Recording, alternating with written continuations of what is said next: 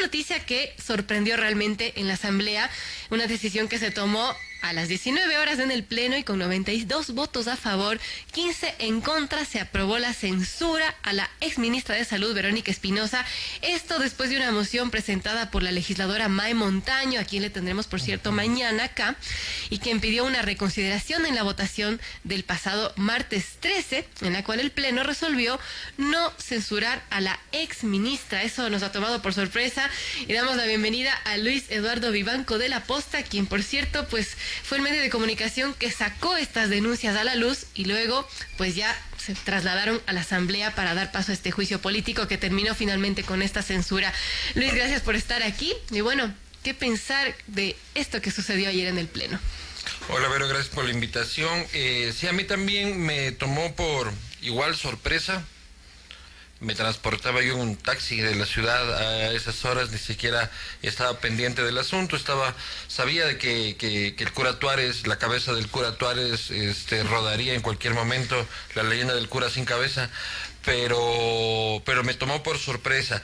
Yo lo leo como un arrepentimiento de algún par de asambleístas. Todavía tengo que cruzar los nombres. Veo que Carlos Viteri Gualinga, sorpresivamente, es uno de los que cambia su voto a favor de la censura. El presidente de la Asamblea, el señor Litardo, en cambio, vota al contrario.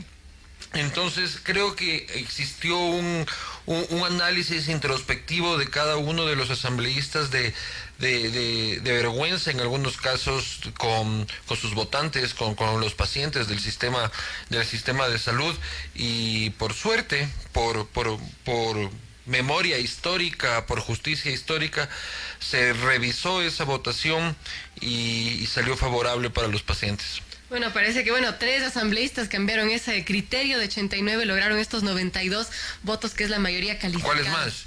No sé, no tengo los nombres, pero bueno, son 3 asambleístas. Habría que revisar. Gracias por 3 arrepentidos. Ahora, Luis, hablando de este juicio político en sí y todo lo que sacó La Posta, quisiera que a nuestros amigos oyentes nos hagas un recuerdo por qué debió ser censurada esta ministra de Salud.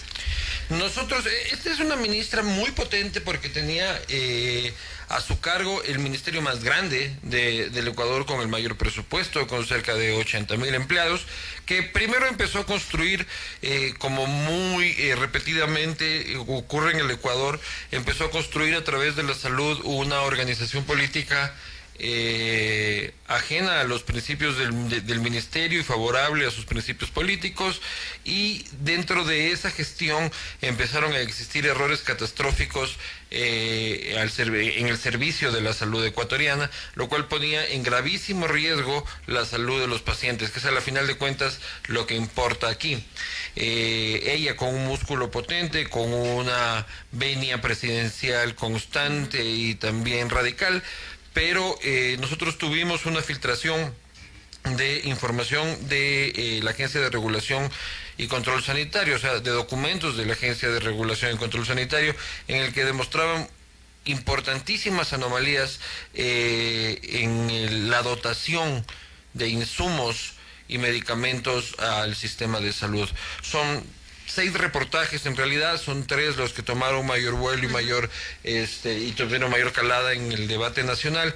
El primero fueron los kits de VIH que no servían con los informes del propio ministerio. Y luego fue el paracetamol infectado, que es paracetamol color petróleo que se puso a disposición de los hospitales del país, que si te inyectan a ti, pero que espero nunca suceda, te mataría inmediatamente, y el desinfectante infeccioso, que es el desinfectante... Parece cómico, ¿no? El desinfectante más infectado que la infección. Claro, o sea, te ponían eso y tú eres una mujer sana, que si es que te ponen eso en un corte, se te infectará, tendrás un dolor, con un poco de antibióticos te recuperarás, pero si es que eres una paciente de fibrosis quística, de VIH o de cáncer, es probable que el uso de ese desinfectante te provoque la muerte. En la locución de la ministra yo me reía de su cinismo, a pesar de lo trágico de ese cinismo, porque decía, es normal este tipo de infecciones a nivel mundial, estas cosas suceden, pero lo que ella no dice es el nivel de la infección. O sea, el único registro público que existe sobre una infección, sobre una contaminación de este mismo desinfectante a nivel latinoamericano es una que nosotros encontramos en Medellín, en la que decía que por cada mililitro había 100 unidades formadoras de colonia, que son bacterias que se van dispersando, pero en el caso de este productito ecuatoriano había 100.000, o sea, estaba contaminado al 1000%, o sea, prácticamente tenían que abrir al paciente y mejor hacerlo que se revuelque en el piso, hubiese sido menos infeccioso que ocupar eso, pero ella retiramos eso del sistema, pero lo que pasa es que tras cada de la ministra, yo creo que iban quedando algunos muertos. Ahora hablemos un poco de la interpelación que hizo la ministra y cómo ella se defendió en la asamblea, y ella habló de mitos y cuestionó mucho a los medios de comunicación y dijo: soy inocente de las acusaciones que se me hacen, jamás se pudo demostrar que en mi administración hubo falta de acción u omisiones que desprotejan a la población, mucho menos al grupo de atención prioritaria como la gente viviendo con VIH. También sostuvo que es falso que por falencias de su gestión se haya creado un estado de alarma en la sociedad en relación al tema, y contrario a ello, la falsa aseveración de los medios de comunicación y los criterios infundados de los asambleístas interpelantes son los que han generado este estado de alarma, y en todo caso, dijo, deberían ser responsables de las consecuencias. Ahí también hace como una advertencia a los asambleístas. Claro, o sea, ya es como gato panza arriba, patadas de ahogado.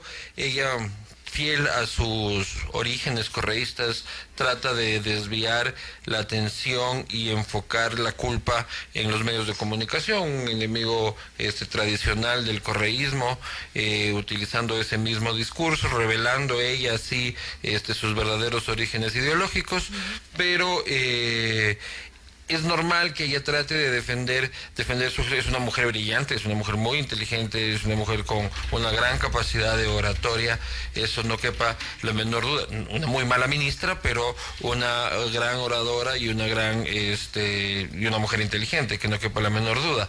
Pero evidentemente va a tratar de deslindar responsabilidades, como Jorge Glass tampoco era responsable de nada, como Correa no es responsable de nada.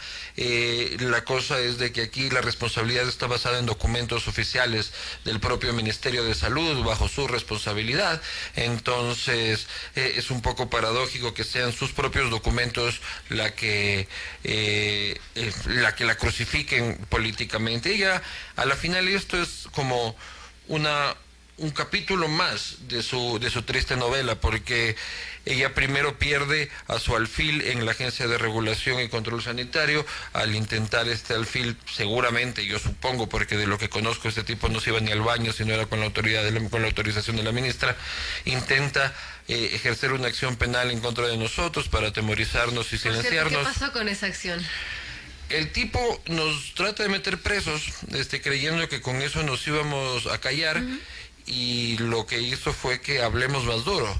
Entonces denunciamos el tema, el presidente de la República se enteró por nuestra denuncia, y estoy seguro que el presidente de la República no conocía del caso y lo destituyó inmediatamente.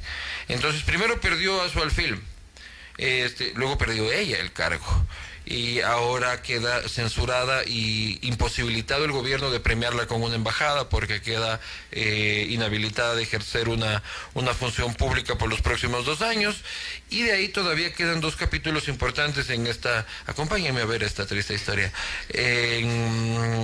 porque continúa la investigación penal en Fiscalía y continúa la investigación administrativa en Contraloría. Entonces supongo que todavía tiene mucho que responder la ministra. Pero lo más importante de todo esto es que hoy los pacientes corren menos peligro al no estar ella ya conduciendo el sistema de salud ecuatoriano. Entiendo que el encargo de la salud está entregada a una de su misma línea, a una de una gran amiga de ella.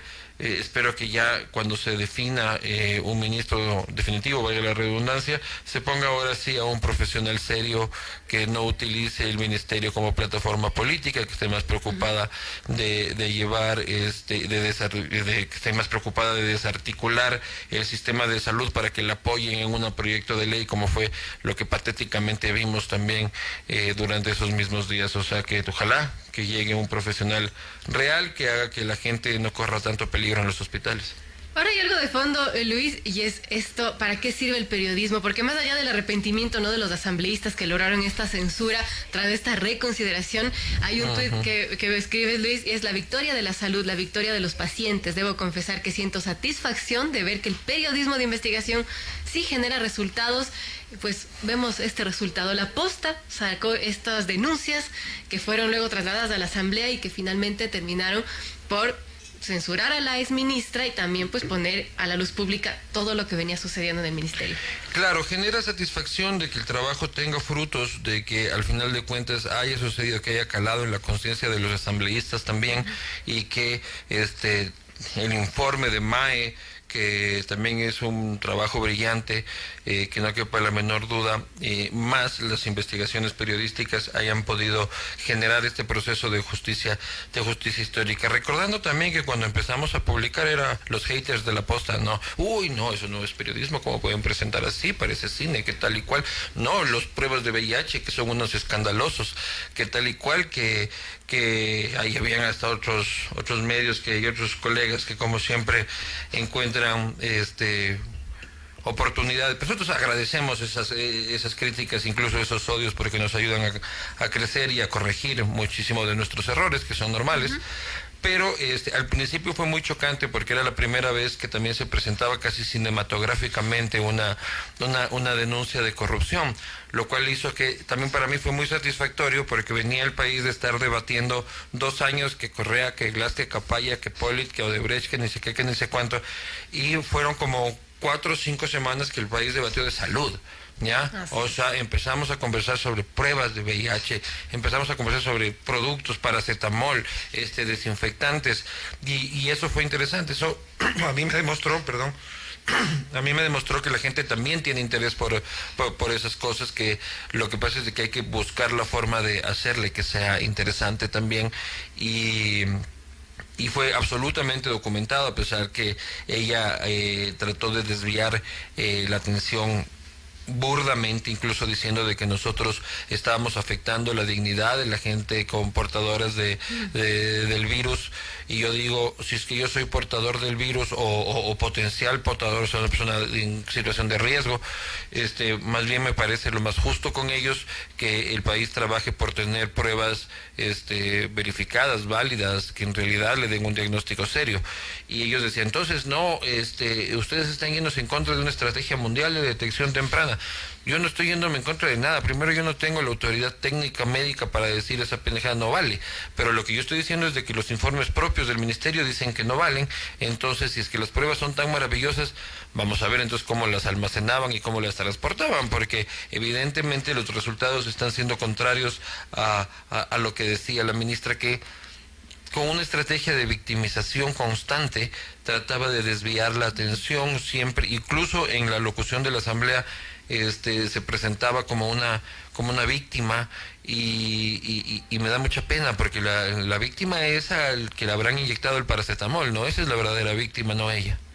Ahora, sobre esta denuncia, ¿cómo llegaron a investigar todo esto que salió finalmente del Ministerio de Salud? Tuvimos una filtración de documentos que fueron uno a uno verificados, revisados. No todo salió porque era una filtración de varios cientos de documentos, y cada caso fue verificado en la veracidad de los documentos, contrastados con personal médico y técnicos, incluso extranjeros, ecuatorianos, pero trabajando en laboratorios de primer orden en el extranjero, verificados técnicamente, contrastados. Para nosotros fue un ejercicio muy duro, porque a la final aprender de medicina de un día para el otro es lo que nos toca a los periodistas, y luego tuvimos que estar, claro, y luego a las 3 semanas teníamos que estar revisando 13,000 documentos de Odebrecht. Entonces fuimos verificando eso, fuimos eligiendo cuáles eran los casos más importantes, más emblemáticos, y elegimos 6 casos que fueron los que nos permitieron mantener una investigación durante 6 semanas, que también fue interesante porque fue una investigación de 6 semanas. Estuvimos 6 semanas dándole al tema, y ahí también revelamos que podemos ser bastante constantes. Nos sacamos los mandiles porque también ella trató de decir de que ahí están burlándose de los médicos, cuando eran los médicos los que nos pasaban la información, eran los médicos los que decían, por favor, sáquennos a este inoperante de encima. Entonces me daba mucha gracia, pero nos sacamos a la mitad de la investigación los mandiles para que ella abandone ese argumento barato. Ahora, en resumen, bueno, terminó con esta censura de la ex ministra. Luis, en estos últimos minutos ya son las 9:01. Estamos conversando con Luis Eduardo Vivanco, periodista de La Posta, y quienes revelaron pues esta investigación que finalmente se trasladó a la Asamblea y terminó con esta censura a Verónica Espinosa. ¿Cómo les ha ido con La Posta esta nueva forma de hacer periodismo o de presentar la información para quienes dicen eso no es periodismo? El asunto es que esto llega a otros públicos, llega a personas que quizás no están tan informadas, a los famosos millennials. ¿Cómo les ha ido con esta forma de hacer la información, de presentar la información? Nos va muy bien. Primero nos divertimos muchísimo haciendo periodismo. Es la época más alegre de mi vida periodística, sin lugar a dudas. Para mí ha sido una experiencia también desde la construcción y aprender a hacer una empresa, y la primera vez en mi vida que también estoy generando empleo y que estoy aprendiendo todo ese mundo.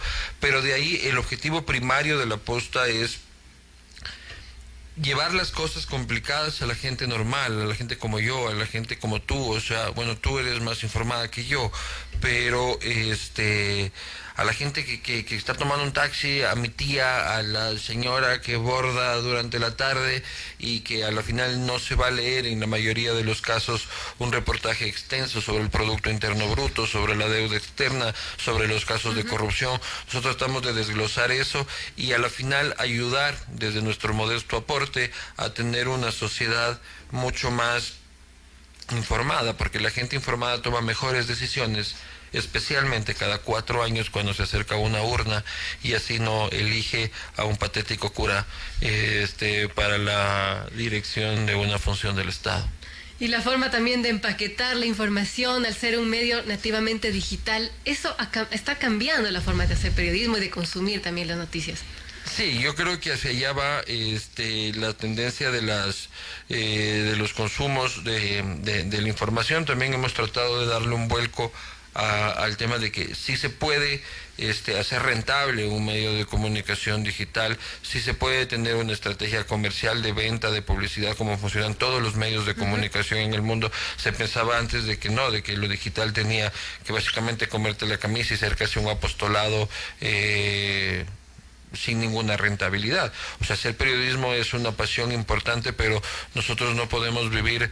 Yo no puedo desayunarme un tazón de likes, ni almorzarme un asado de compartidos, ni de insultos de Twitter. O sea, tenemos que buscar una forma de comercialización. Hemos hecho una estrategia de comercialización evidente, expuesta. Cada una de las marcas que sustentan el trabajo de La Posta son absolutamente transparentes y se ven a todas luces, y hemos también generado una línea de eventos en vivo que se llama el After de La Posta, que es un momento muy divertido. En realidad hay barra libre, y en eso estamos siempre tratando de explorar, tratando de innovar. Nos aburrimos cada mes entramos en crisis emocional y existencial, lo cual es muy bueno porque nos obliga a todos a pedir una pizza, abrir unas cervezas y decir qué carajo hacemos para innovar, para sorprender a nuestra audiencia de nuevo, y eso es muy estimulante. Qué bien, enhorabuena por La Posta y por los lectores también. Amigos, a las 9:05 yo me despido. Gracias a Luis Eduardo Vivanco de La Posta por esta entrevista a propósito de esta censura a la ex ministra de Salud, María Verónica Espinosa.